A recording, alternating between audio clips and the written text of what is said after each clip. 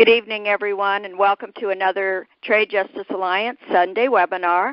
Tonight's topic is going to be No NAFTA 2 Without Worker Rights. Our guest speakers tonight are Kari Thompson. She's the International Strategies Director for United Electrical Radio Machine Workers of America, or UE. We'll also hear from Fay Rodriguez. She's the America's Program Officer responsible for Mexico and the Andes with the Solidarity Center. And we'll hear from Andi Petrovic. She's the Field Organizer with Public Citizens Global Trade Watch. An issue that's very important to me and to a lot of people on this team is immigration. And as we are all aware, immigration reform is an ongoing topic in this country, and it has been for generations. But one thing we have really come to recognize is that no one in Congress seems to be willing to address the root causes behind the poverty, the violence, and the malnutrition that lead people to the point where they would risk their lives coming to our country just to, in order to be able to survive. No one leaves their home and their family because they have choices. They don't have choices, and that's why they're coming here. They're starving. And they're facing corporate policies, including free trade deals like Nafta, that only serve the investor classes at the expense of the global working classes. In an increasingly globalized economy, these policies bleed across borders to undermine all worker rights. And we hear oftentimes our legislators say that they support free trade deals like NAFTA because they support exports. But I believe that we must challenge these statements with the truth, and that is that big business exports should not take precedence over wages and labor rights. Congress really needs to recognize that their first responsibility is to the people of their districts. And so we really need to pressure our members of Congress to do the people's will. More than ever, the workers of the world need to work in solidarity across borders for real solutions, because all people deserve the right to stay home and have real opportunities for advancement and for living wages. Congress really needs to hear from us now. So be sure to stick with us also after our two educational speakers to hear from our Andi Petrovic with Global Trade Watch. She's going to provide us with some tools for action. So I'm just going to go over a few details right now, like I normally do. If you would like to join our online meeting room, this would be if you wanted to view the presentation and to make use of the chat box. You can go to tradejustice.net/room, ROOM. Put your name into the user field, and you don't need a password, and just hit enter. It's possible you'll need to update your Adobe Flash player. That's very possible. If you're unable to get into the meeting room, that happens sometimes, you can still access the presentation by going to our Facebook group, Trade Justice Alliance, and you'll see there that our PowerPoint is there and you can download it. We only have one rule for the chat box, and that is to please be respectful of our guest speakers and our attendees. My name is Harriet Haywood. I'm your moderator this evening. The meeting room is courtesy of Andrea Miller, Executive Director of People Demanding Action. Also, to opt in to receiving text reminders for our webinars, you'll get these approximately 1 or 2 hours before our webinars start.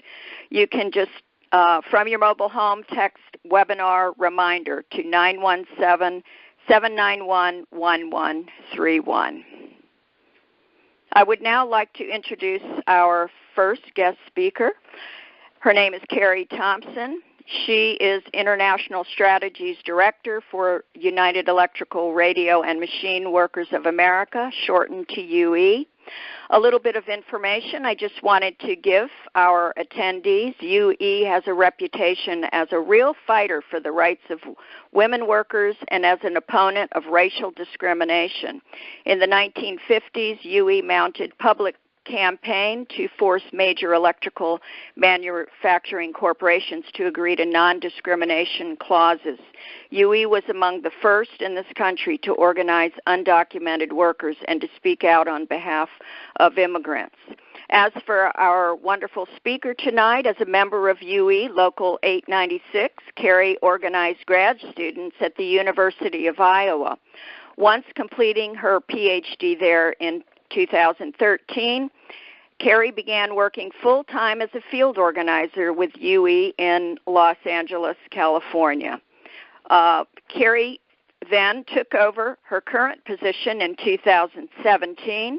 She was a lead coordinator of an October meeting of unions and civil society organizations that met, and they were from Mexico, Canada, and the United States. They met to discuss collaborative responses to Nafta negotiations. Welcome, Kari. Thanks, Harriet. So I'm going to be discussing just a little bit of background information about Nafta and what's called the North American Agreement on Labor Cooperation, or NALC, which is the labor side agreement of the Nafta deal as we now have it. You can advance to the next slide, Harriet. So as many of you probably remember, George H.W. Bush is the one who did the primary negotiations over NAFTA, but there was a lot of energy spent on discussing NAFTA on the campaign trail in the presidential elections in 1992, and candidate Clinton campaigned on needing to have labor and environmental standards be a part of the agreement, which were not really there in the original negotiations. So after his election in 1992, they went back to the bargaining table and negotiated NALC, which is supposed to allow for enforcement of labor standards and workers' rights. It doesn't require any of the participating countries to adopt any new labor standards or new workers' rights standards, but it said that countries had to abide by what was already on the books in each country, so they had to enforce their own laws. And it outlined 11 different sort of ideals that the countries were going to commit themselves to, labor principles that they would, all agree to uphold in some way, though, again, it didn't require them to make any new laws. So briefly, those were the freedom of association and protection of the right to organize. So that's, the basic idea of being able to form a union as a worker. The right to bargain collectively. So that's to be able to actually have a contract that you enforce the boss. The right to strike. Prohibition of forced labor or slave labor. Labor protections for children and young persons. Minimum employment standards. So that would be things like minimum wages, minimum benefit requirements, elimination of employment discrimination, equal pay for women and men, prevention of occupational injuries and illnesses, compensation of cases of occupational injuries and illnesses, and protection of migrant workers. The last one, protection of migrant workers, was lauded as something that really kind of went above and beyond ILO, that's International Labor Organization standards. But the problem with NALC as a whole is that it has a fairly weak enforcement mechanism. So each country, Mexico, Canada, and the United States, has a national administrative office that receives submissions of complaints from parties that are impacted, which is usually unions or worker centers or migrant justice centers, places like that, often in collaboration with folks in multiple countries. Those are the strongest complaints. But they're really just reviewed by sort of political bureaucrats, and the process even includes consultation with the other countries that are being accused of violating the standards. So it's not really an independent, enforcement operation. So, we see in this picture there President Clinton signing NAFTA, but, joined by all those other former presidents there. And it really tells us this was a maintenance of the status quo. This wasn't really something that was advancing workers' rights in a positive direction. You can advance to the next slide. As NAFTA was being negotiated, UE and other unions as well started reaching out to try to get better alliances with unions in other countries, and especially Mexico. And UE formed a really important alliance with a union called the Frente Auténtico del Trabajo, so the Authentic Workers Front, usually abbreviated the FAT. And they're a small independent union in Mexico. I believe Kelly's going to talk a little bit more about, the struggles to have independent unions in her section. But we formed this alliance in the early 90s, and that's really centered for us on worker-to-worker exchanges so that workers understand the different working conditions in our two countries and the different organizing conditions as well. So right after NAFTA was signed into law, we had one of these exchanges, one of our earliest exchanges, where GE workers from the U.S. went down to Mexico to meet with GE workers in Mexico, especially along the border, and to look at what those working conditions were like, and to give them some inspiration for their organizing drive that they were going through. And in our UE News newspaper in November of '93, we shared this picture of these workers together, doing that just conversation, right, and helping inspire each other. And weeks later, those three men whose faces are circled in that picture were fired. Another week or so later, more of them were fired. And it seemed a pretty clear, direct retaliation because their pictures were in this publication that GE had recognized them and said, we don't want people actively organizing unions in Mexico. We don't want to have to increase the standards of living there, of what we're paying people there. So they were fired. And that led to one of the first complaints fired under NALC, under that labor provision of NAFTA. So right at the same time, UE filed a complaint, and the Teamsters also filed a complaint for a very similar pattern of behavior that happened with some Honeywell workers. And, we tried to go through the process with the authorities, tried to show how clear-cut a case this was, that they, in fact, were not upholding the freedom of association and right to organize, and it went nowhere. Partway through 1995, we had the initial response from the NAO, the National Administrative Office that oversees NALC, and it pretty much said that there was no evidence that there was anything that they needed to act upon for this case. And that really told us straight away that this was going to be, a difficult thing to actually get anything positive out of this new agreement, which is what we had expected all along. But, there the proof was in the pudding. UE, along with many other organizations, continue to try to use that enforcement arm over the past 23 years that it's been around. One of the cases I think is notable, just sort of to highlight, going into Kelly's presentation a little while, there were some proposals in 2005 from the Mexican government to do things that were really very similar to what they're proposing now, to really strip away a lot of rights that already existed for Mexican workers. And through a NALC complaint and through a lot of on-the-ground actions, both in Mexico and in the U.S. and Canada, that the Mexican government sort of balked. They walked that back. And the NALC complaint itself was dismissed because by that point of actually reviewing it, the Mexican government had withdrawn the legislation. So, it is possible to put pressure through this agreement being on the books, and maybe we can affect some good change, but it's really difficult. And so you can advance the slides. One example of this is North Carolina. We represent some public workers there, and we did a series of complaints through NALC, also through the ILO, complaining about the lack of bargaining rights for public employees there.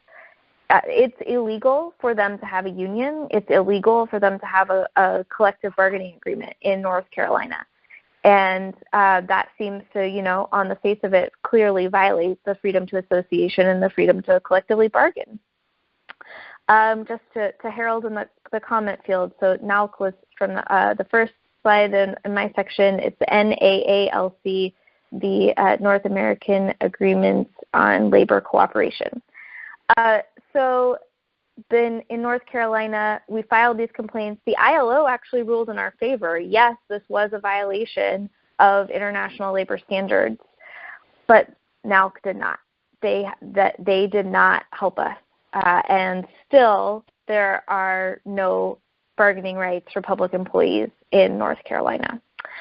And if you can advance the slide, what we really want to think about is sort of like what's the larger context here. And I think a lot of people have discussed, part of the problem with NAFTA is that Mexico seems to be getting such a good deal out of this. But the reality is that NAFTA hasn't worked for Mexican workers. The only people who are benefiting from NAFTA are corporations, and that's in all three countries. There's a great study that was put out by sorry, looking at my notes here, the Center for Economic, I'm going to get it wrong. Anyways. Economic Policy Center for Economic Policy and Research. So it really outlines many of the important factors that economists use in looking, at economies like GDP and things like that. But what's really striking are things like the poverty rate. The poverty rate in Mexico when NAFTA started was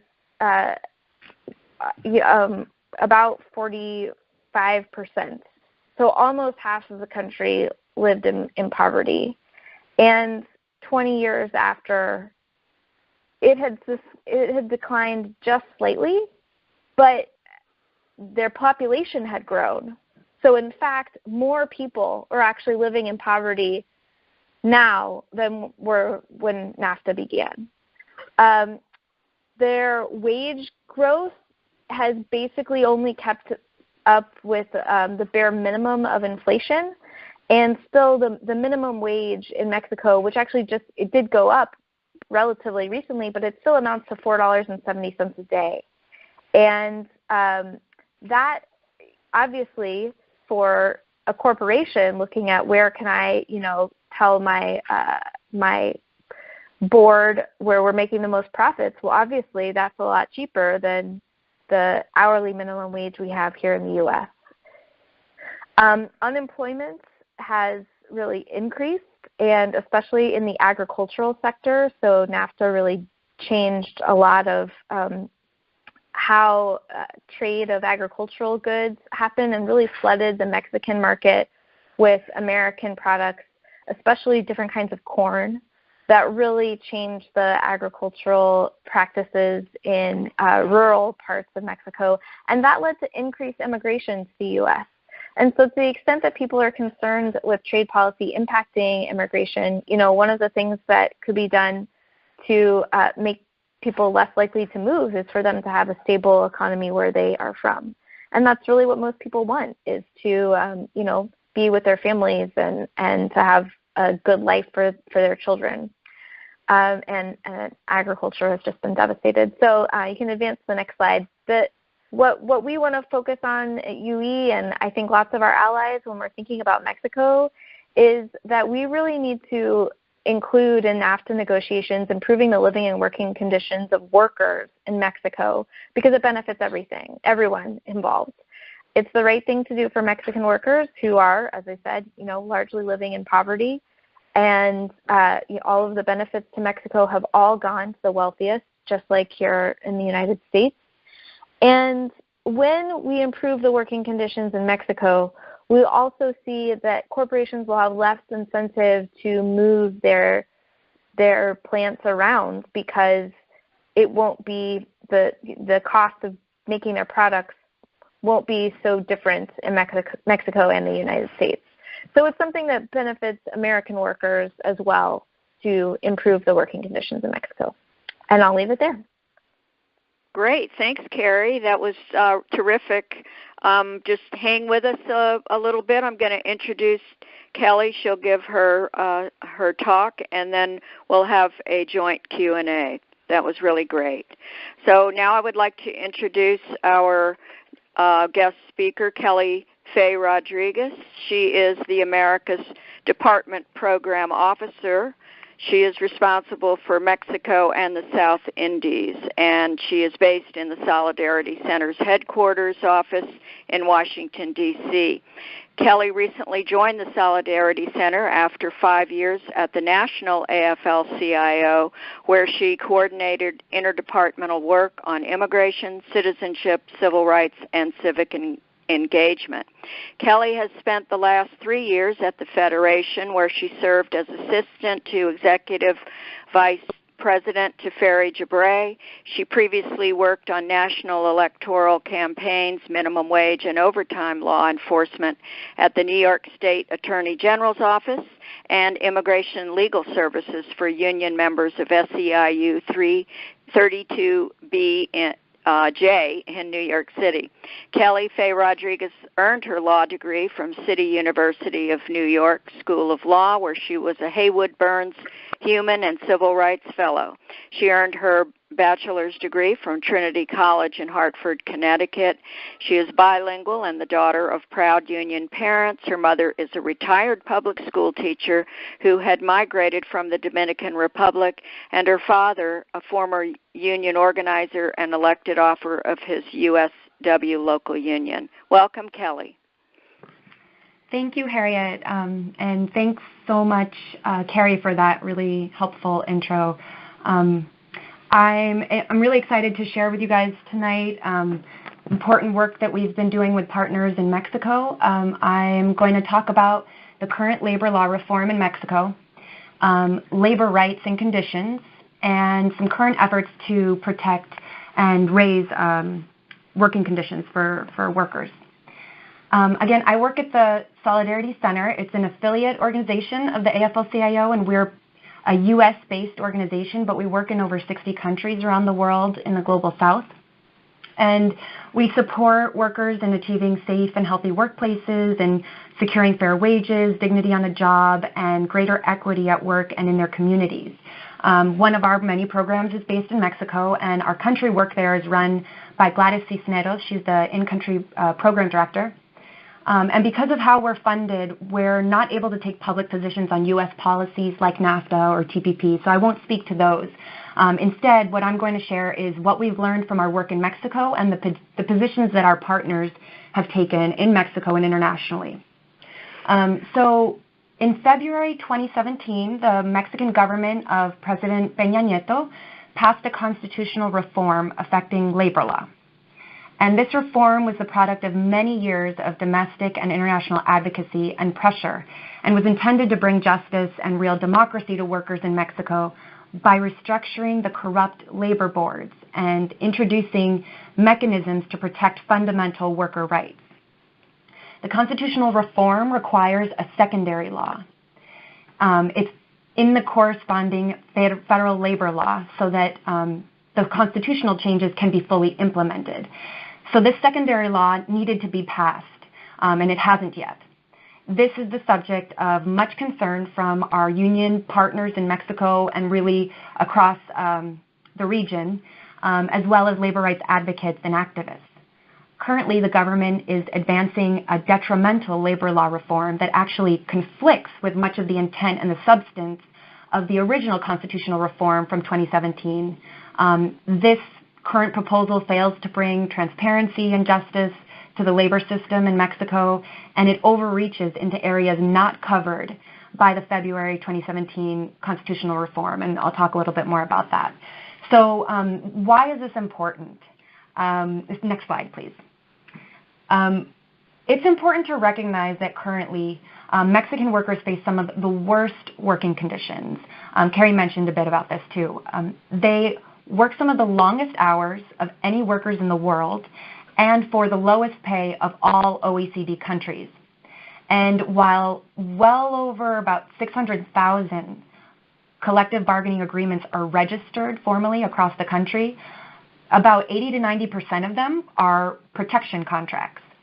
And this is a term that's widely used to refer to collective bargaining agreements, or more accurately, contracts, between the employer and an employer-sanctioned union, not an independent or a democratic union. Protection unions are a legacy of Mexico's corporatist system, and they're very closely aligned with the PRI, the longtime ruling political party, and they're widely recognized as corrupt and undemocratic. And my colleague would say, you can't even really call these contracts collective bargaining agreements because there's no real bargaining that occurs, right? So in many cases, protection unions sign contracts with employers without the knowledge, much less the input or consent of the workers in that particular workplace. So for example, the employer identifies a location for a factory in Mexico, and the company decides to sign a contract with a union that sets wages, hours, and working conditions for the workers. And then the company proceeds to build the factory where the work is going to happen. And lastly, hire the workers. So in this scenario, workers have no voice or say in determining the union or the working conditions.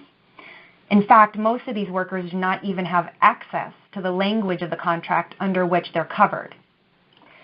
In addition, while some workers are obligated to sign up for the company-chosen union as a condition of employment, many other workers only learn that a protection union exists in their workplace after they try to organize an authentic union.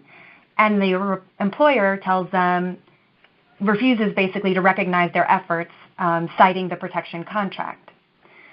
So when this happens, it's even harder to achieve a representative collective bargaining agreement because the new union has to first remove the employer protection union through a burdensome process. It's called the recuento, and it puts people at risk of retaliation by the employer and also by the protection union. And then often labor authorities fail to schedule or administer recuentos. So really, in sum, without full good faith implementation of the February constitutional reform, workers in Mexico are going to continue to work without basic rights. Next slide, please. So the labor justice system in Mexico is comprised of local and national labor boards. They're called the Conciliation and Arbitration Boards, or CABs. These CABs it's a tripartite structure with representation from the government, from employers, and from protection unions.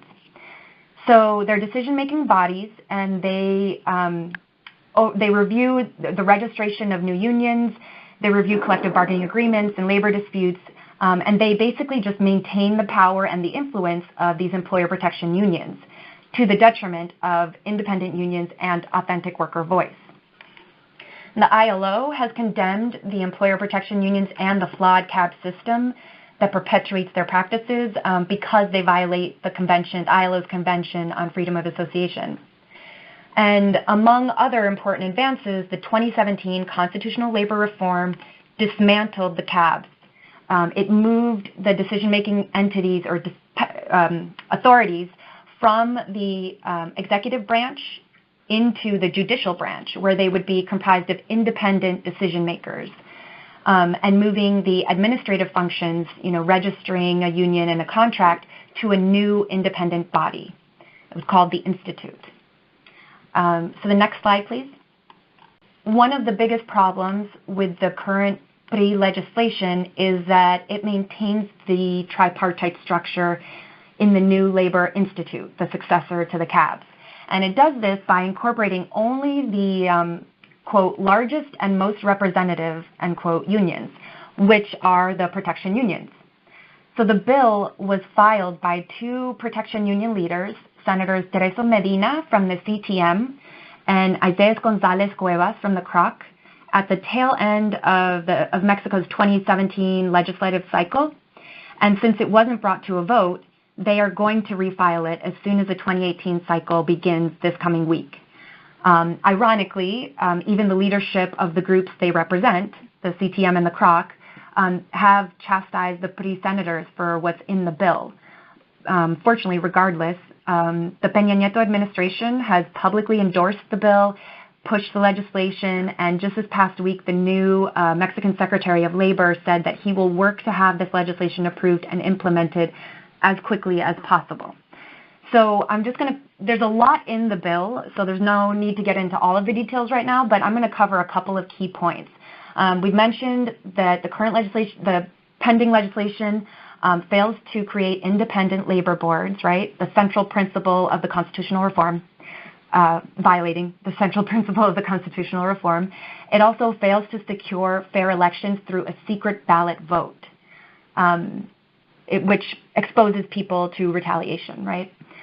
It fails to ensure workers have access to their own collective bargaining agreements. It encourages outsourcing and subcontracting. It eliminates, by eliminating protections for workers who do core work of an organization. It does not require unions to show or demonstrate that they actually represent a majority of workers. And it does not require just cause for dismissal. And it removes the requirement for dismissal in writing. All of these were components of the constitutional reform. The last point that it does, it reduces compensation for victims of workplace injuries, which was already low.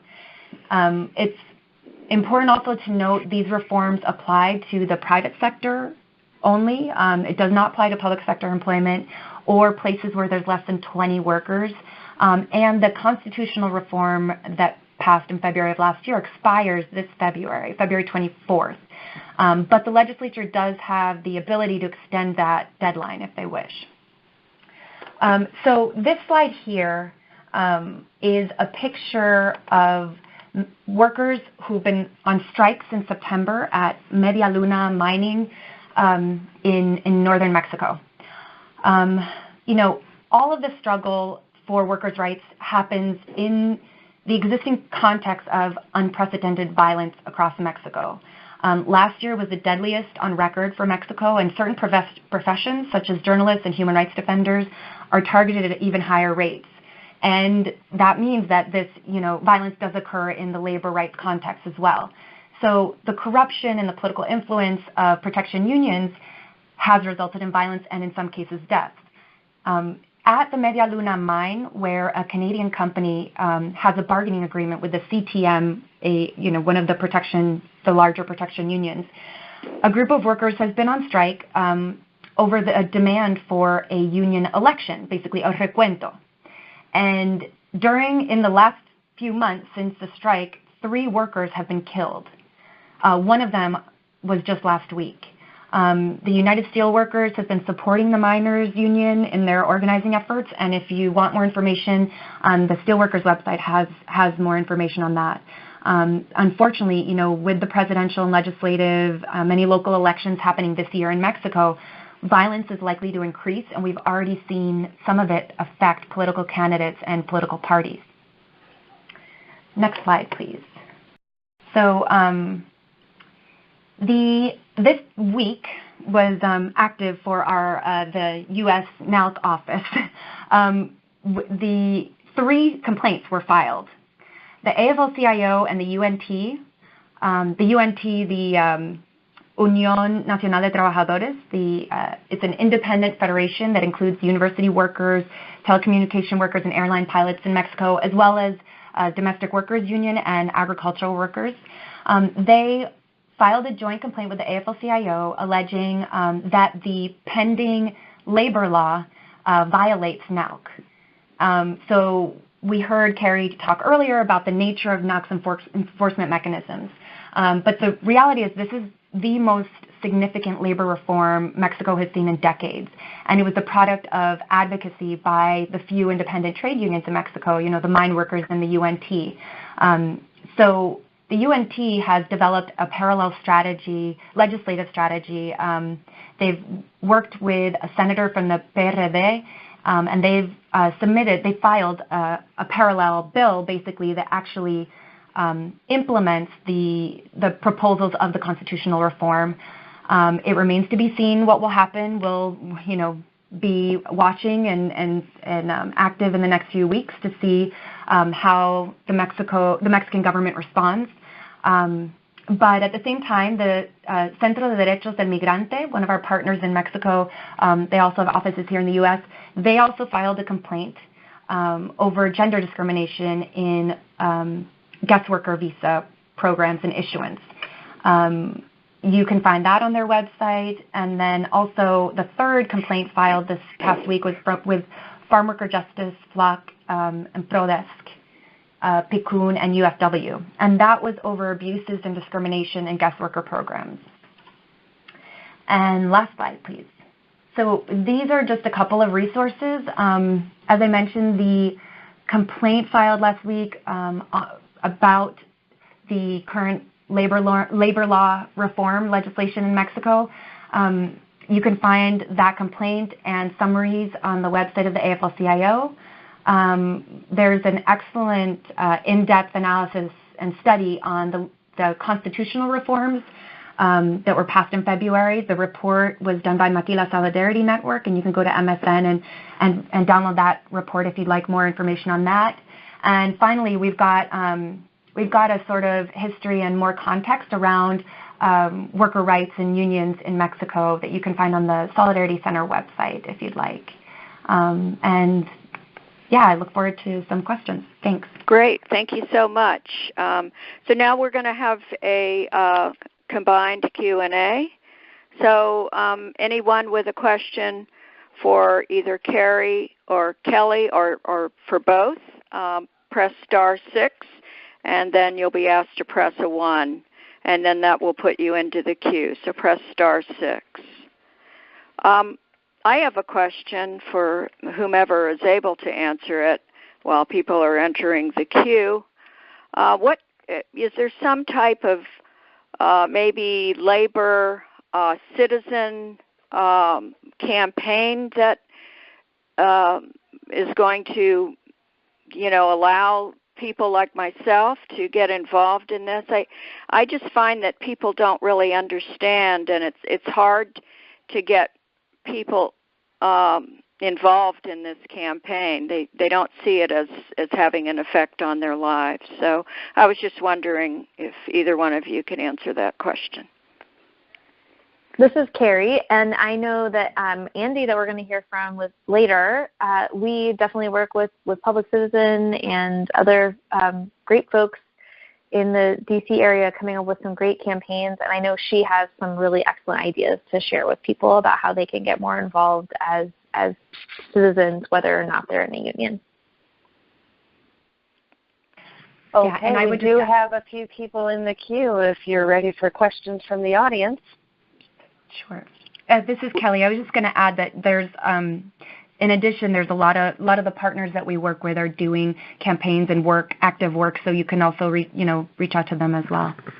Thank you. Okay, Kari, I'll let you handle the queue. Okay. Kari, the queue manager. Queue for Kari. Not really, but okay. Our first question comes from Paul. Paul, your line is open. Hi. First, I just want to. I can't remember who it was that made this clear to me, but the fact that before I always thought that it was just the right thing to do to encourage workers' rights in Mexico, not just the United States. It's just the humane thing to do. But what I discovered today, someone explained to me how it's important. Not only because it's the right thing to do, but also because if there's better rights in Mexico, then that means it's an equal playing field with the workers in the United States, which means there's less of an incentive for jobs to migrate to Mexico. So thank you for accepting that. Let me say that outright. Secondly, there was the initial photograph had 3 circled individuals who were liberally fired, and I guess it was by General Electric. So I guess my question to Kari is, and I imagine even Kelly would have an answer relative to this, what was it in Nafta that allowed them to be fired?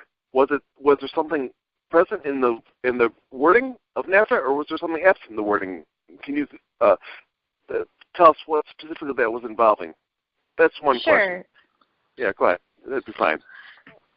Sure. So there's nothing in NAFTA that allows the firings. The firings were illegal. But just as with our really slow labor law here, it's really hard to actually enforce reinstating workers who are fired because they're organizing. It takes years for those things to be processed here in the U.S. and the same in Mexico. And in the meanwhile, what those workers were trying to do was to actually get a union election. They were successful in getting an election at that particular plant, but then those people weren't workers at the time of the vote, and so then they didn't get to participate in the election for the union. So, NAFTA didn't allow that to happen, but what happened inadvertently through NAFTA is that we, gave more publicity to their organizing campaign, which, is something that we've done in the past because it's a great power move to tell a company that, you're not just bargaining on behalf of people in one plant, but that you're working collectively on behalf of a lot of people. You can do that around the country, but then doing it even across borders is a really powerful way to say you have to take our demands seriously, right? And so that's why we were optimistic about organizing workers in Mexico and helping them to do that. But the reality of what happened in this situation is that GE used the knowledge that that campaign was happening because of our publicity of it to go after these workers, and that's not unique in Mexico. So how would NAFTA be changed so that it wouldn't happen? Well, so one of the things that we think is really important is for there to be actual labor standards that have a better enforcement mechanism than the current national administrative offices, which, as I alluded to, are just really very friendly to the government when they're ever reviewing these principles. So we need things that actually require enforcement of the right to organize and the right not to be fired because you're organizing. And those would be some of the important labor standards that we would want to see out of a new NAFTA. Thank you. I have a question specific to Kelly. Can I ask that one also? Sure, go ahead. Make it super quick, though, okay, Paul? Really quick. A bunch of people in the queue now. Okay, Kelly, you mentioned the employer protection unions, and it just seems like unions are supposed to protect the workers. So what does it mean, employer protection? It basically means that they are unions that function without any accountability or transparency, and workers often don't even know that they're covered. That's basically, the example I gave of where an employer can sign a contract before they even hire the workers. It's sort of counterintuitive, right, to how we think of unions. But that's the situation in Mexico. The vast majority of unions, and the very powerful, politically aligned unions, are protection unions, employer protection unions. Okay, thank you very much. Our next question is from Alan. Alan, your line is open. Hi, I'm hoping that you can hear me. I've never used my computer as the audio component for this call. I've usually just sounds great. Good. I'd like to ask both Kari and Kelly whether there might be people as contacts in Mexico who are working on the 17 Sustainable Development Goals for 2030, and if there's been any outreach to these people on the goals of dealing with social determinants of health as organizing principles so that we can develop social economy responses to some of the needs that workers have, such as, for example, worker cooperatives that deal with pharmacology and things like that. So we have prescription drugs available as a public utility instead of as a profit gouging type of service. Would you like to ask one of our speakers to answer that? Or? Yeah, both Kari and Kelly. I'd like to find out if there is anyone who's been talking along those lines. If there's anybody who's maybe connecting with the international councils for international cooperation that deal with the 17 Sustainable Development Goals for 2030. So I am happy to connect you with our country program director. She might have a better idea of who's really active on that. I'm not sure. Okay, I'll certainly write her down. Yeah. Gladys Cisneros, I can, you know what, I'll give you my email. You can email it to me. We can connect. Okay, great. Thank you. Good. Well, she'll email it, and then I'll send it to you. That's fabulous. Thanks, Alan. No problem. Okay. Our next question is from caller at area code 617. Your line is open. Hi, this is Liz King from Boston. Thank you all very, very much. My question involves interaction between neoliberalism, NAFTA, worker rights, and the drug war, and government complicity in drugs, in the drug war. Is there any combination, any connections? Yeah, so is there any connection between drug war and government, the U.S. and Mexico government? Was that the question? Is there any, I've read a lot that there's a lot of government complicity with the drug war, in the war against drugs, and how the drug cartels are really quite, to a large part, run the government. I assume you're talking about Mexico? Indeed, okay. In Mexico. And then there's the NAFTA issue that we're all talking about, which certainly depresses the economics of the people. So then my question is, at any level, is there any complicity between for example, the protectionist unions or the corporations and the government to maintain the drug cartels? Is there any connections there? Or it's an unusual question, I know, and I'm sorry. No, it's okay. I'm trying to think about how to answer. So I can't speak to NAFTA, but I can, I guess, say the increase in violence, particularly on the border, has definitely been connected to drug trafficking, and the governing political party is definitely close to is the political party from where the protection unions are most closely aligned. I don't have examples of direct connection. I'm sorry, I can't offer you more on that one. Thanks. Thank you. Thank you. That was a good question, though. Thank you. Okay, our next question comes from Mary. Your line is open. Hi. To what degree do Afl-Cio unions in the United States educate their own members about the nightmare conditions that workers in Mexico face, and help them understand why Mexicans immigrate to the United States despite the threat of dying in the desert and so on? To what degree are American workers educated about these very important facts that you've laid out on this call? Yeah, excellent question. I mean, so I can say I think that not enough workers are educated on this, and it's something that all unions and central labor bodies really need to, like the UE is doing, and many other unions. We need to do more, right? While I was at the AFL, for the years that I was there, I did do a lot of education.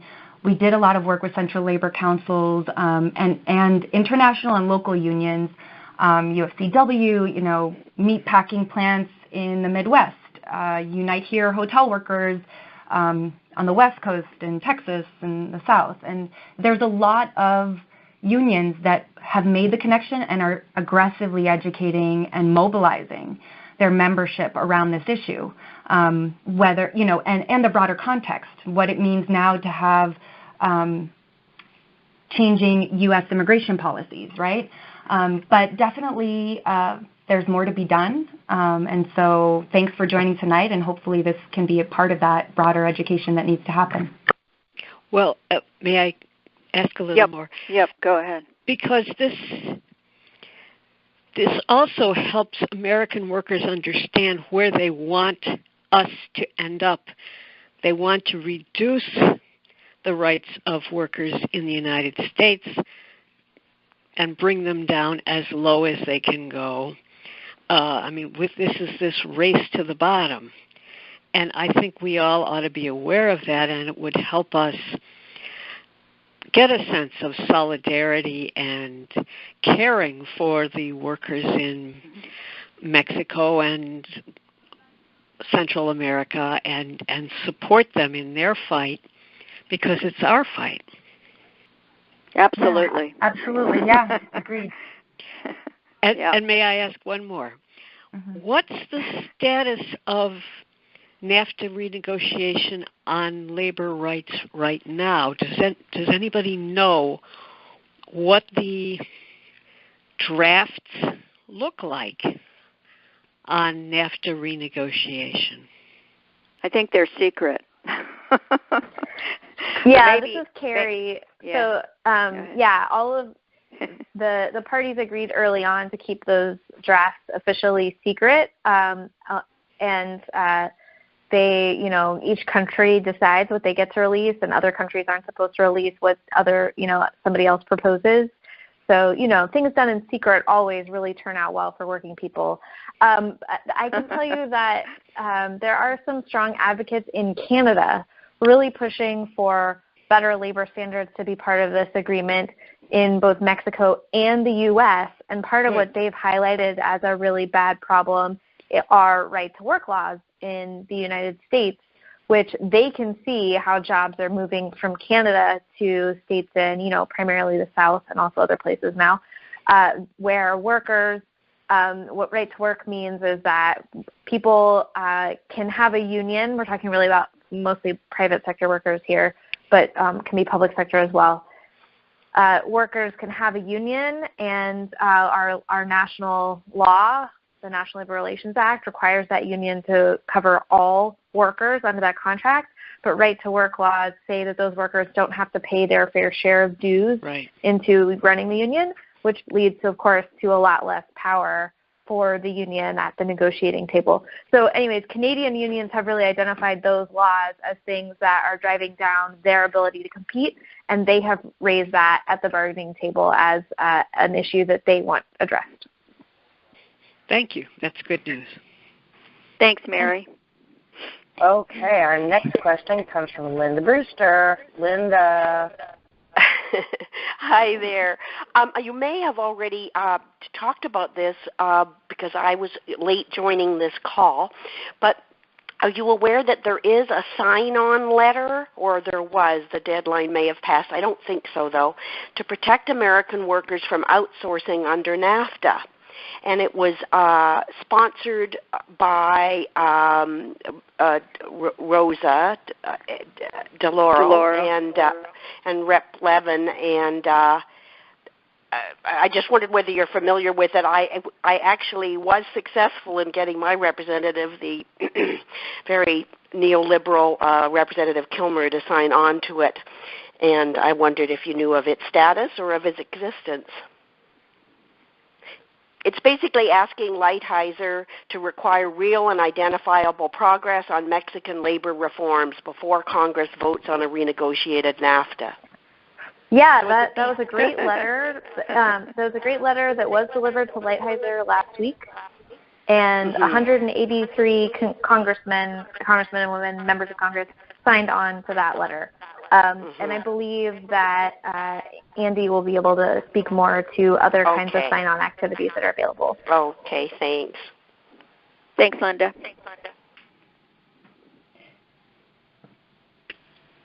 Oh, I'm sorry, I had to unmute myself. Our next question comes from the caller at area code 540. Your line is open. Hi, my name is Susan. I live in a city that used to be a hub of manufacturing. I understand a point of improving conditions in Mexico may help here in America. But I'm in a city where textiles, panels, Toltecs, Bassett, Walker, Sara Lee, Fieldcrest Cannon Towels was headquartered here, and it was quality goods. Furniture, Bassett Walker, American Furniture, Hooker Furniture, Stanley Furniture were all headquartered here, as in High Point, North Carolina, also severely affected. I'm in a city where per capita income is $19,663. It used to be probably 3 times that before NAFTA.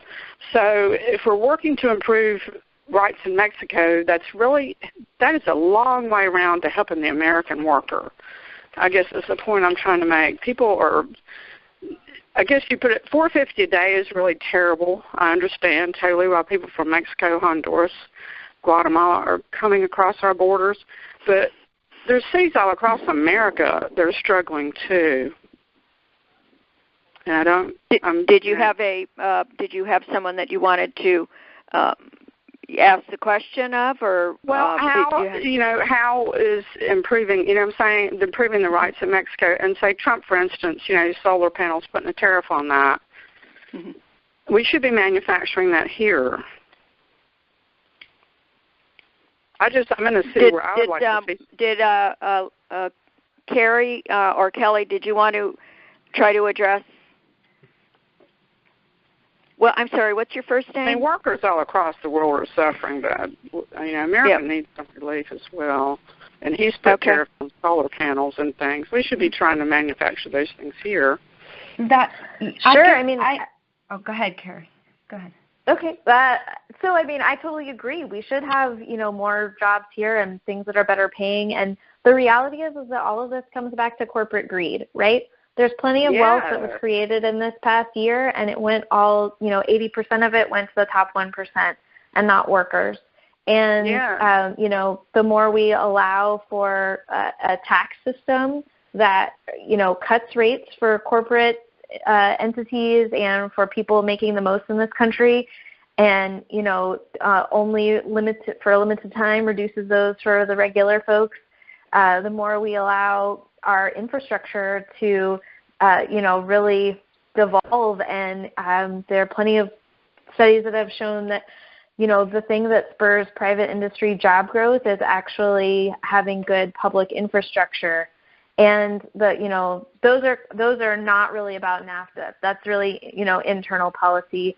Other than we are part of a global economy at this point. We can't ignore that. And so what we really just want to try to avoid is demonizing other workers, because they are not the ones who caused any of these problems. It's really corporate greed. Oh, it's so corporate greed. Toltecs manufacturing here in Martinsville, they had the contract to design all the NFL, to manufacture all the NFL clothing. And so for a year, the owners of that textile mill pushed their workers. We have to do good. We have to do the best work. We're going to get this NFL contract. As soon as they got that NFL contract, they sent the work overseas. Mm-hmm. How do we stop that sort of thing? It is corporate greed, totally. Well, one of the ways that you stop it, if you don't mind my saying so, is to give the people in Mexico living wages.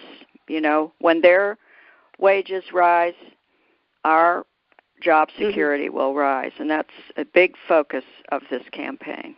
Yeah, a lot of the shoes and I don't know about the textiles that went. I think that went more to Honduras in that area, but I think a lot of the shoe manufacturing went to Mexico. I think Germany, Adidas, didn't that go to Mexico as well?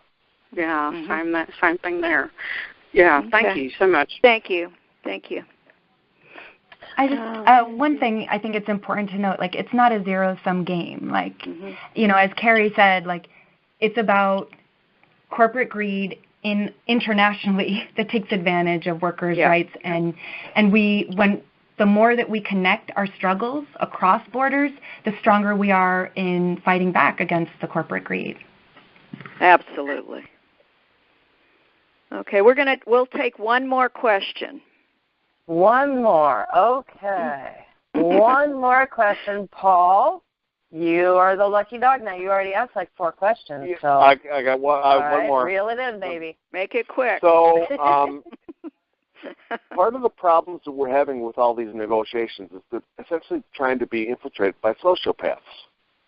And the sociopath MO seems to be that we are entitled to our profits no matter what the consequences of other people. So, Kelly and Kari, if you were authors of these NAFTA amendments, what verbiage would you use that would inflame the rage of these sociopaths who feel entitled to the profits that they want? Kari, that's yours. Well, I'm not sure that rage is always the most helpful thing to get out of people that have access to a lot more resources than we do, since, right. I think we're all in agreement about corporations hoarding wealth. So, I think what's much more powerful is to really start having more one-on-one conversations with people and getting them interested in this, because we'll really have a lot more power when people are working together. That's where the power of working people comes from, is all of us, building those relationships of trust with each other, so that people, when you ask them to call their congressman and senator, that they take you seriously because they understand the importance of what's being asked of them. And having some of those conversations now before there's a deal in front of Congress to vote on, which, to be clear, is not going to happen anytime soon. That's definitely come out of this Montreal round. But, having those conversations now so that people are ready to stand with us when we get to that point is really important. Great. Thank you all. Thank you both Harriet, very, very much. And Harriet, now we're going. Is it okay for me to just say one really quick thing? Sure. So, yep. And this might help with 2 earlier questions, because I know that the protection union issue is sort of an odd and complex issue. But there's one example that might help, and it also connects the criminal activity, unfortunately. So one of the larger unions in Mexico is the teachers' union, and it's in the CTM, and that's the national union is a protection union. There is a local affiliate that it has independent structure and organization. But the national has a leader. She was imprisoned for several years. Charges never formally brought, but she was released recently. But the charges were about embezzlement and organized crime.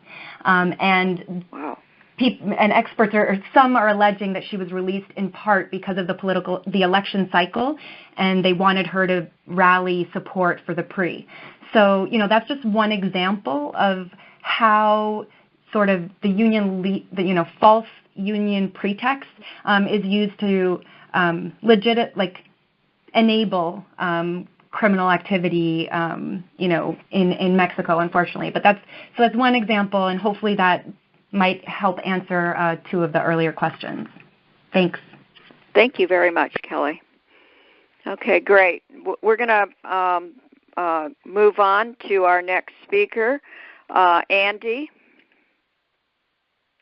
Andi, you've got your mic open. You still with us? Andi Petrovic recently joined Public Citizens Global Trade Watch team as a field organizer. She works closely with local and national partners to organize on trade-related issues. Prior to working on the Replace NAFTA campaign, Andi worked on multiple political progressive candidate and environmental and minority-related campaigns.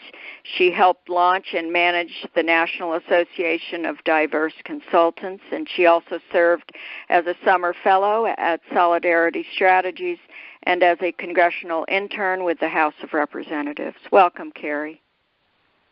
I'm sorry, Andi. Hi, thank you so much for the introduction here. Sorry about that. No worries at all. I'll just give kind of a quick update on the status of negotiations, and then I'll dive into the ways that we can take action. So the 6th round just took place this week in Montreal, and the Trump administration still hasn't proposed adding any tough labor and environmental standards that are needed to level the playing field for workers in the U.S., Mexico, and Canada. as of right now, I mean, the administration has proposed some vital changes that we've long demanded and support, such as NAFTA's outsourcing incentives, the corporate investor state tribunals, and Buy American waivers. But we still need to win the environmental and labor provisions that meet fundamental international standards and raise wages for all workers. So somebody earlier had mentioned the labor letter, and you can advance the slide. The labor letter was released last week. I can send Harriet a link if anybody would like to see it and read it. But we had 183 members of Congress sign on to it. It was a letter led by Representative Delora Levin and Bill Pascrell Jr. It was a letter to the U.S. Trade Representative Lighthizer urging the Trump administration to end outsourcing. I put together a list of the members who did not sign on. There are about 15 of them, and I highly recommend reaching out to your office if your member is one of the people that did not sign the letter. It did not really address the environmental and labor standards, but it definitely helped with talking about the outsourcing. So then I'll go into kind of things that we can do right now, and here you can advance the slides. The first thing that I want to talk about is bird dogging. As of right now at Public Citizens Global Trade Watch, we're focusing a lot of our time on bird dogging because we need to start increasing pressure on our members of Congress. So it's really important that you talk to your senators, representatives, and even the people who are running for Congress right now. So ways to do that: attending town halls, fundraisers, other events that they're hosting. A lot of your Congress members hold monthly, coffee with Congressman so-and-so. And I think it's very important to go to those, to attend those events and ask them NAFTA-related questions to keep them accountable on trade. It's definitely, it puts pressure on them to actually have a stance. A lot of politicians are very wishy-washy on it, won't give a stance on any issue really until they're pushed to the point where they can't say, we're for fair trade. And ultimately, your member of Congress will vote on a renegotiated NAFTA. It will probably happen, projected probably November, but they need to make their standards clear right now while talks are taking place. So now is really the time to put the pressure on them, and bird dogging is a great way to do that. I'm going to go over, and Harriet, you can advance the slide, kind of go over how to do that. Tracking events is the biggest thing. So as of right now, we are tracking, we've prioritized 9 members of Congress, but tracking events. So signing up for newsletters, you can sign up for their political newsletter, and then as well as their campaign one, and they'll have different kinds of announcements on there, but that's usually where I've been able to find when they're going to have an event. Sometimes it's difficult because you won't see it until 24 hours, maybe 48 hours if you're lucky, in advance.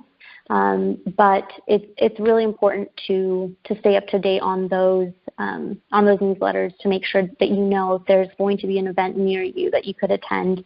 Also, a good idea would be to call the district office or even the Washington, D.C. office of your member of Congress and ask them where is it, if there are any events that are going to be taking place anytime soon, and then where to check most frequently, because I know a lot of members of Congress use their Facebook a lot and others aren't so active and they'll just put it in their newsletter. So once you've tracked down an event and you know that you can go, you want to go to your representative and ask them if they'll support a NAFTA replacement that meets our standards, which are to eliminate its incentives to outsource U.S. jobs and level the playing field by adding strong labor and environmental provisions that include enforcement.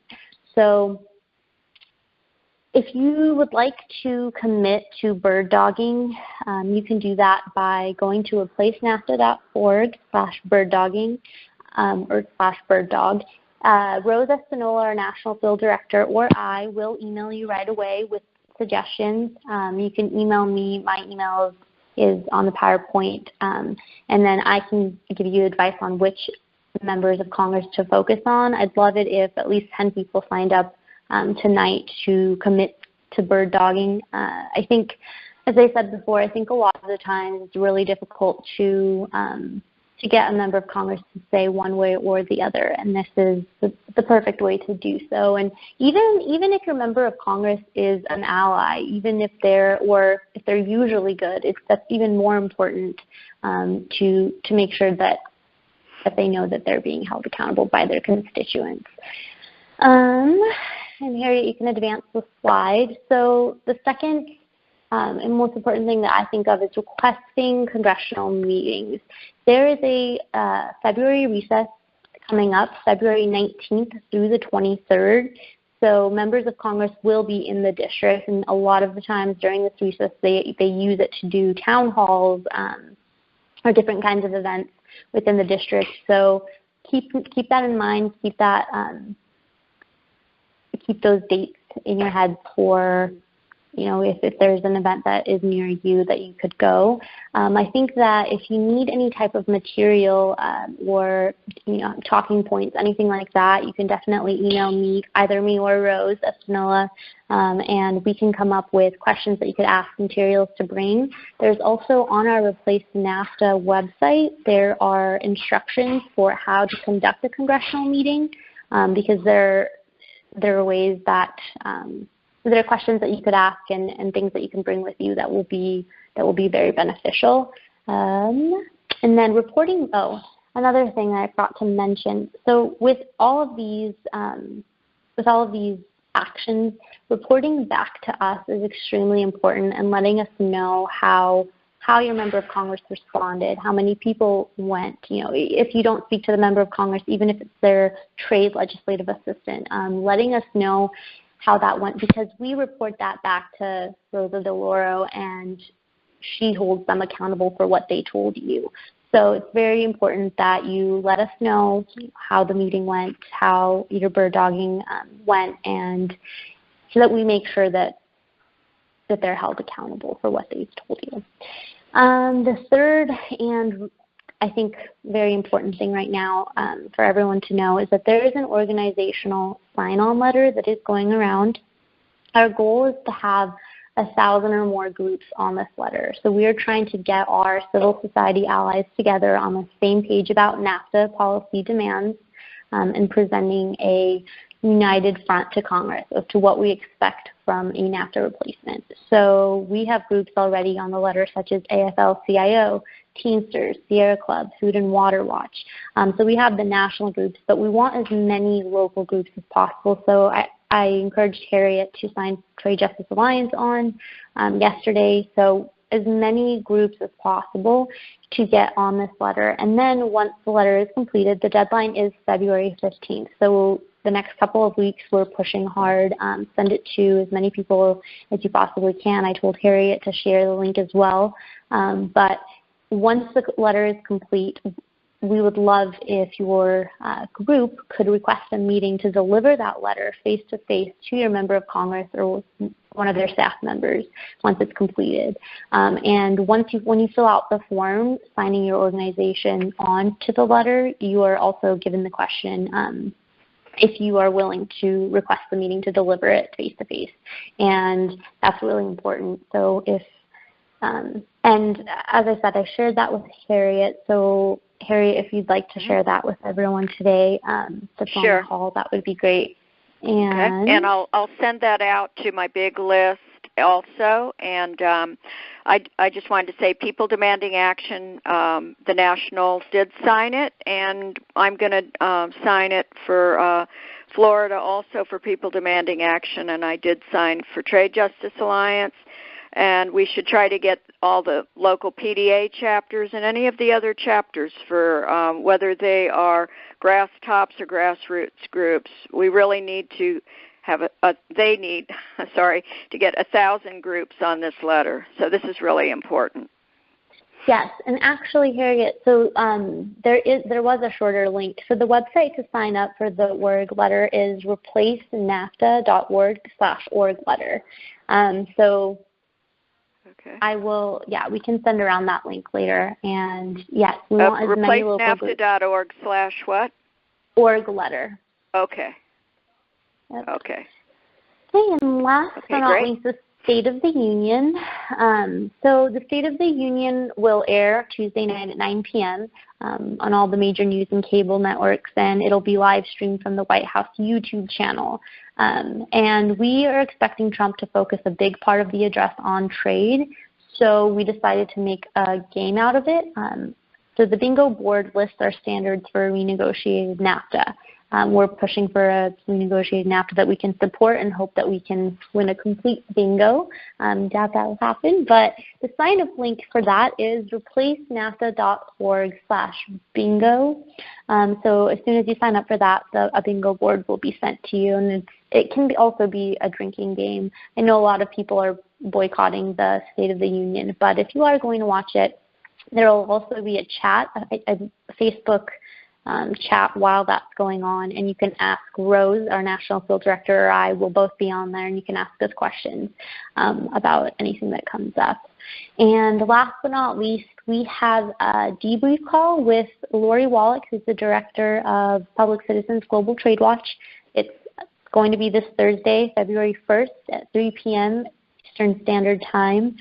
She will be going over the our talking points, kind of what we would like, what message we would like to push on NAFTA right now, as well as discussing anything that was mentioned in the State of the Union that people would like to be cleared, and socially answering questions. It's a grass tops and grassroots calls. We expect a lot of people on there, but if you do have questions and after watching the State of the Union or just questions in general, feel free to sign up to participate. The link for that is replacenafta.org/debrief. And again, that's going to be the Thursday after the State of the Union, so Thursday, February 1st at 3 p.m. And I think that's all. I'll open it up for questions, unless you have something that I missed, Harriet. I can't think of a thing. So anyone with a question for Andi, press *6 on your phone and the 1, and your lines will be open.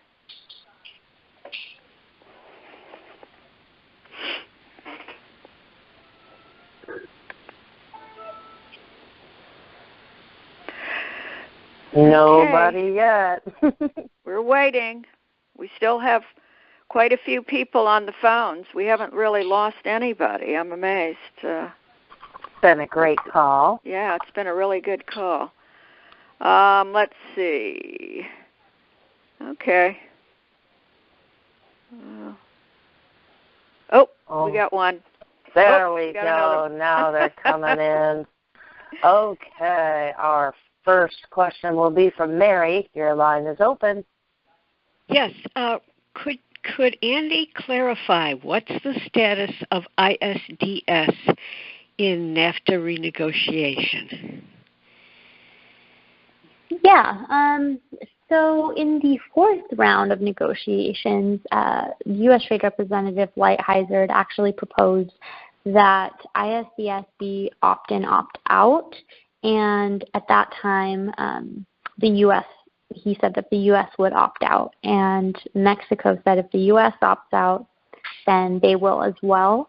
Canada was not, surprisingly, was not for that. So as of right now, I believe that, from my understanding, that Canadians and the Mexicans are working out a proposal to create a new investor state dispute system that applies only to them, because the U.S. suggested that it might want to opt out of it. But I'm not completely sure how that's going to go. But yeah, I think the Canadians and Mexicans would be opting in. But the U.S. would be prevented from participating in or developing any rules of the new system. So is that a victory? Yes and no. I guess it depends on how you view it. But At least they're talking about it. Right. Yeah. At least, and we have the U.S. trade rep on our side with that, which is huge, which we didn't think that we would be able to accomplish. So. Yep. That's amazing. Good. That really is. That part of it is amazing. Okay, our next question comes from Linda. Your line is open. Well, I put this in the chat box, but I really do want to say that I think bird dogging your representative is really important. But since it is such a complicated issue, and since it is really hard to make your question understandable to the audience as a whole, and since it's an opportunity to speak to that audience that has come to the town hall, that is an audience on both sides of the aisle usually, I really suggest making small, half-page flyers to hand out. Maybe get a team together, 2 or 3 people, hand out these flyers, and then your audience knows what WTF you're talking about and asking about. And it's just such a great chance to educate, not to be missed. I once missed it because I was busy and I went to a Democratic meeting about endorsing our representative, and I was urging people to oppose endorsing him because he'd not taken a position at all on TPP.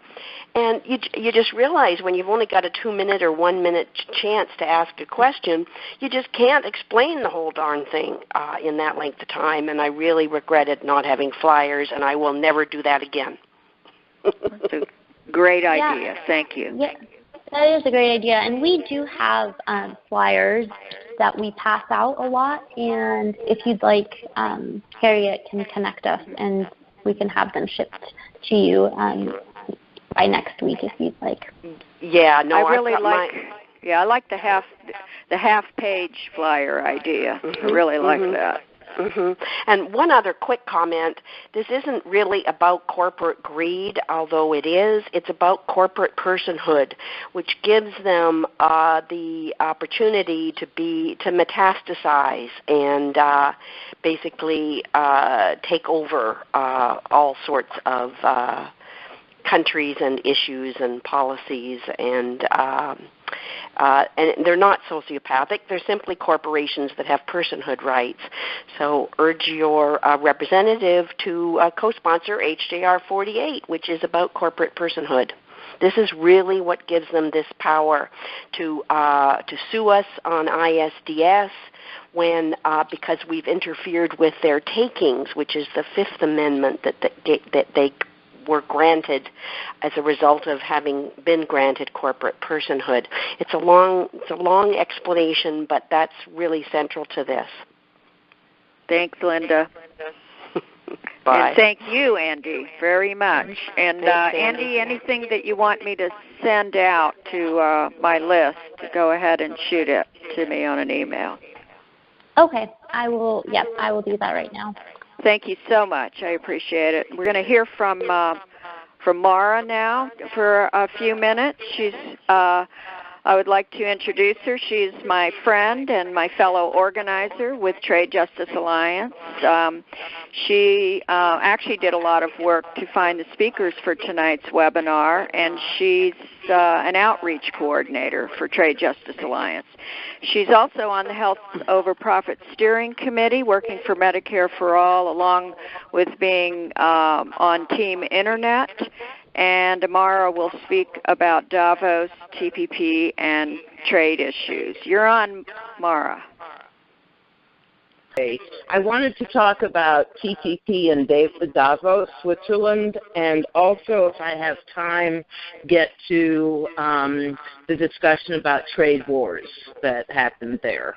But in the meantime, I thought a catch-up on TPP would be important. Just a little review about TPP. The TPP was initially a U.S.-led project that would have accounted for about 40% of the global GDP. This is just repeat for most of you, I'm sure, but for newbies, I thought I'd just do a little bit of it.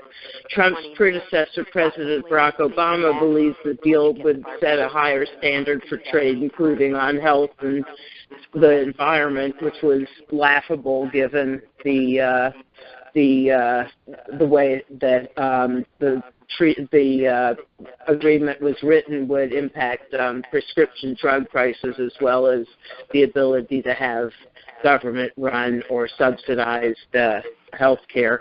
On the environment, we need say no more, and that it would eventually entice China to play by the same rules. So in the beginning of the TPP negotiations, China was filled in on every round until they lost interest because it was taking so long and turned their sights elsewhere. I think that it's not impossible that they would dock on, even if the United States did as well.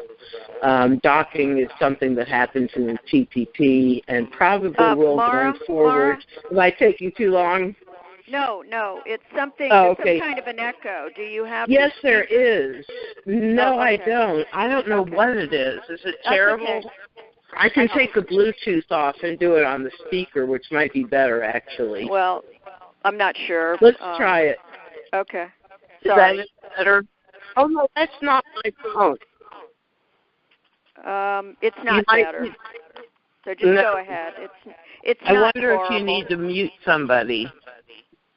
It's actually an echo. So on. Oh, okay. It's okay. Go ahead. It's not terrible. Okay. Hang on. Let me get back to my notes.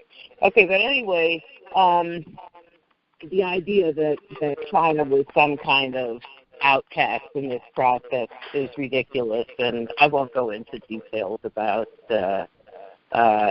how it works. But anyway, dumping the TPP was one of the first things that Trump did after entering the White House.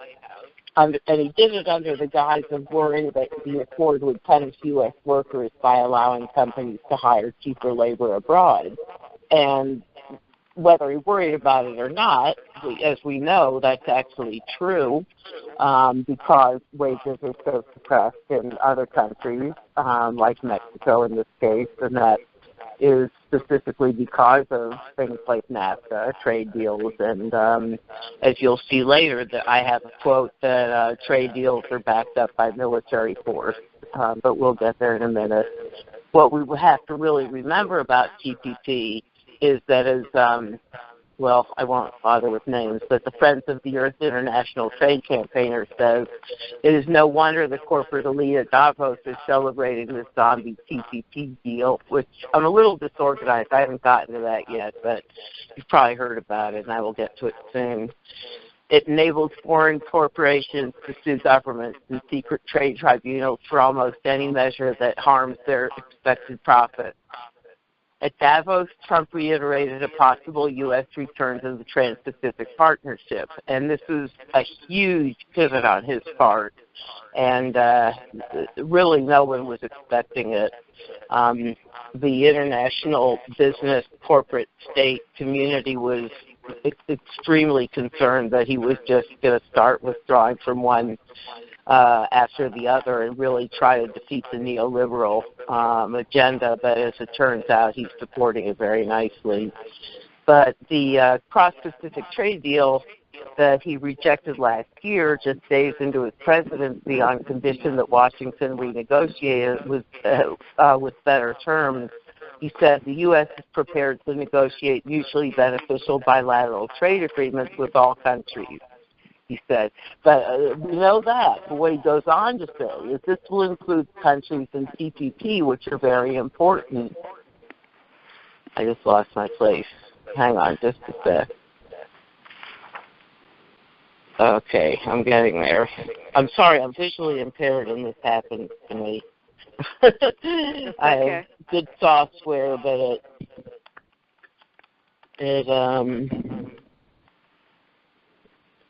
okay, I'll just go on. Basically, what he said was that he's willing to renegotiate. Well, he's willing. Okay, I've got the quote yet because it's a very important quote. He says, okay, I lost it again, but this is the crux of the matter, this quote, so I need to find it. Okay, I'll just go on. Anyway, he said that he's willing to do bilateral trade deals with the TPP countries, and he's also would be interested in doing them as a group. And he said this in such a way that implied that he would be willing to do it with the CPTPP countries. So this is really a sea change on his part, and it's not surprising, frankly. I'm not terribly surprised that all of a sudden the TPP is of interest to Trump, because there's no way that the neoliberals were going to just let the shake loose. It just wasn't going to happen. Harriet, how's our time? That's good. We're over time, so. Oh, really? Good. I'm sorry about your mic. Okay. I'm not sure what happened with the mic. It would have been better without the background. Well, noise. finally I got to, is it still going? I guess it's still going on. I don't know what happened to it. Yeah, it's still going on, but that's okay. Well, we're going to have Let to me end just give one more sentence, if that's Sure. okay. Yeah, that's fine. Another thing that happened at Davos that's extremely important is that there was a lot of talk about trade wars. Last Wednesday, I believe it was, Trump put on a 30% tariff on solar panels, and all of a sudden it's not. I don't have access to my notes. Washing machines. Washing machines. That's right, and they're huge on China, and the Chinese market in those is huge. And there was conversation that I have quotes from. If anyone wants to email me, I can email them this stuff, or we can put it in the newsletter this month, about whether there would be trade wars or not, and under what circumstances, and whether we were headed for them. And although there was plenty of talk about it, I think if you look at it from the point of view of what he said about renegotiating TPP, it's more likely that it's going to go in a neoliberal direction from what I've read and from what I've heard. I don't know if we can go back to asking whether Kelly and Kari have any opinions on that. We can do it after the call closes if they're still there and if they want to be on the post-call call. But anyway, thank you. Thanks, Mara. That was really great. I just wanted to also mention that we are putting together an Indigenous rights call, NAFTA and trade and Indigenous rights. And as you may know, there's a drive to have an enforceable chapter for Indigenous peoples in trade agreements. Not that we really think that Trump's trade team will do it, but I know people in Canada were really pushing for that. And so we are working. We have people that are working to find us a speaker out of Mexico, and I believe we have a speaker booked from the United States. So we'll let you know about that as time goes on. That's a really exciting call that's coming up. I also wanted to mention that you probably know this, but there may be a few people that are new on this call. And Kari, who runs the call board, she also, after we do these presentations, she downloads the audio and she combines them with the presentation, and she puts it on YouTube, and we always make those available. It'll be probably at the end of the week or towards the end of the week that it will be available, and you can access all of our YouTube videos by going to tradejustice.net/webinar vids. These are examples of some of them. We've done many since 2013, I believe it is. So please be sure to access our videos, and you can also pick them up on our Facebook group, Trade Justice Alliance. If you would like to volunteer with us, we would love to have you. You can help us plan. You can help us do outreach, or even if you just want to promote our webinars on Facebook or on your social media or among your email friends and colleagues, you can do that.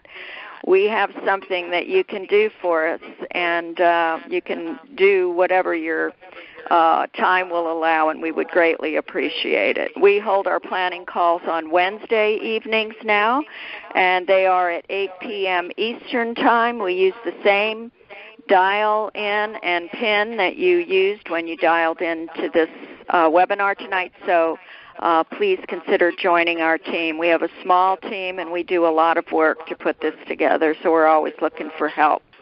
Also, if you feel like a little bit generous, maybe if you could help us cover our expenses and build our capacity, and to do that, just go to tradejustice.net /TJA donate, and you will be donating through the what's the name of the website? I can't think of what it is right now, but tradejustice.net. Okay. PayPal, is it? It is PayPal. Okay, thank you.